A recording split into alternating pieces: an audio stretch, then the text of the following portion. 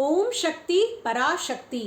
ஸ்ரீ லலிதா நவரத்ன மாலை செய்யுள் 1 வைரம். பாடலாமா?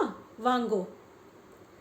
கற்றும் தெளியார் காடே கதியாய் கண்மூடி நெடுங்கனவான தவம் பெற்றும் தெரியார் நினை என் நிலவம் பெருகும் வினையேன் பேச தகுமோ பற்றும் வைர படைவாழ் வைர பகைவர் கெமனாக எடுத்தவளே வற்றாத அருள் சுனையே வருவாய் மாதா ஜெய ஓம் லலிதாம்பிகையே.